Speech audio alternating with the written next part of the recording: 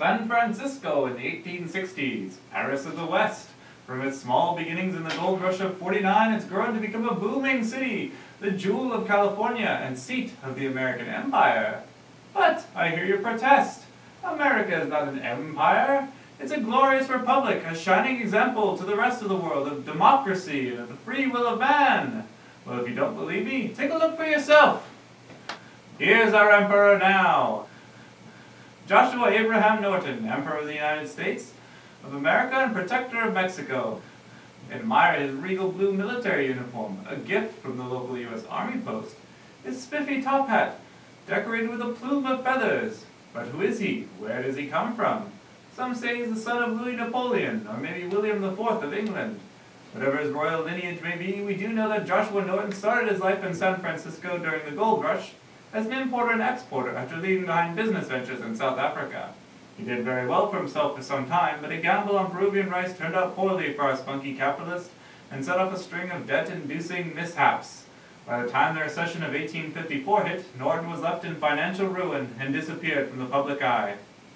However, he was fated to return in a claim for royal power in September of '59.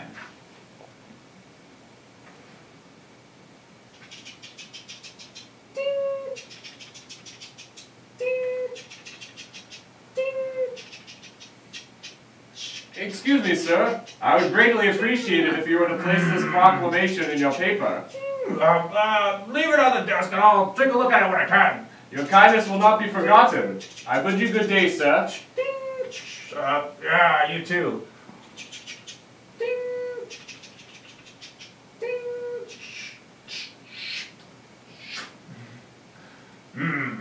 Let's see what we have here.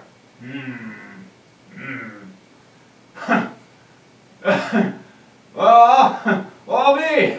This is a real riot. The guy must be up to some kind of joke. But, then again, I suppose there's no reason not to print it.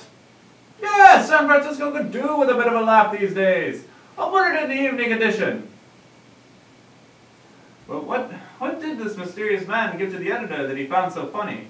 Let's take a look at the evening edition of the San Francisco Bulletin, September 17th, 1859. At the peremptory request and desire of a large majority of the citizens of these United States, I, Joshua Norton, formerly of Algoa Bay, Cape of Good Hope, and now, for the last 9 years and 10 months past of San Francisco, California, declare and proclaim myself Emperor of these United States, and in virtue of the authority thereby me vested, do hereby order and direct the representatives of the different states of the Union to assemble in musical hall of this city on the first day of February next, then and there to make such alterations in the existing laws of the Union as may ameliorate the evils under which the country is laboring, and thereby cause confidence to exist, both at home and abroad, in our stability and integrity. Norton I, Emperor of the United States. Amazingly enough, the collapse of the democracy did little to jar the average American. But if you think about it, there was no real reason to. After all, what had actually changed? The average 19th century American must have found themselves asking, so there was an emperor now, is that really any different from a president? It's just a change of nouns. So the attitude went, even with His Majesty's dissolution of the California court system and the federal Congress and Supreme Court. Unfortunately, Norton was met with total ignorance of his decrees. Despite the royal proclamations, these institutions and symbols of the old government kept on with business as usual. Clearly, there was but one obstacle left on Norton's path to complete power.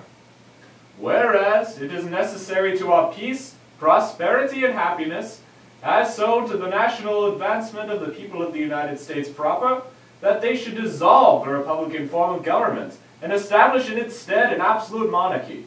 Now, therefore, we, Norton I, by the grace of God and the national will, Emperor of the 33 states and multitude of territories of the United States, do hereby dissolve the Republic of the United States of North America, and it is hereby accordingly dissolved. And all laws made from and after this date, either by the National Congress or any state legislature, shall be null and of no effect.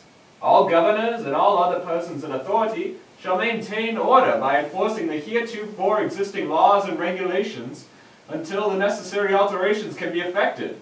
Given under our hand and seal at headquarters, San Francisco, this 26th day of July, 1860. Norton the First. With his empire now fully established, Norton would now be able to walk among his subjects, confident in his newly gained position of power. Let us visit that glorious day, the 18th of March in 1860. He was met with a warmth that no leader before him or after shall receive. His new subjects showed him the utmost respect due to his office. Clearly, the average American citizen was happy to be done away with the burden of the old government, and was eager to welcome in the new.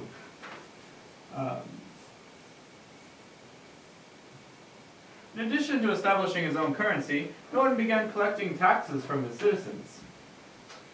Good day, sir. It appears that you currently owe the Empire 50 cents in taxes. Here you are, Your Majesty. Thank you very much, sir, and the Empire thanks you as well.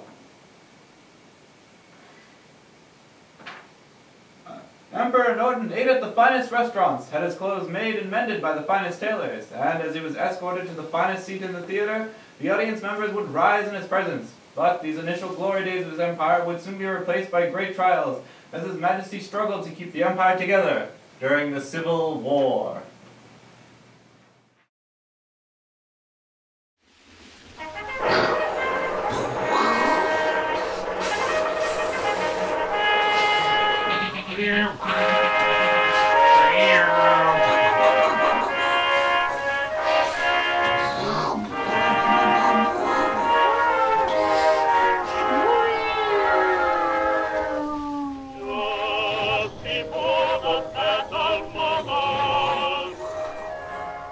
'61 marked the beginning of the Civil War. The South seceded to preserve their power, and the North fought to preserve the Union. During the war, Emperor Norton kept himself in close contact with the presidents of both the North and South, as evidenced by this interview with an editor for the Petaluma newspaper. Has His Royal Majesty any news to bring us of the war between the states?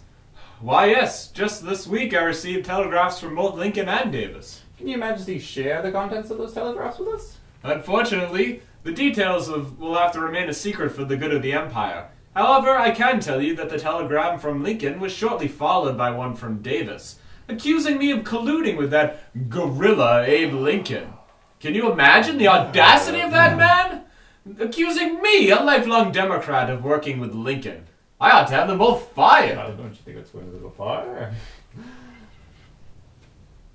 Like many people in his times, Emperor Norton was no fan of President Abraham Lincoln. But like Lincoln, Norton's one desire was to end the conflict that only brought tears and bloodshed. He tried much to bring about peace, but with each attempt he only grew more weary.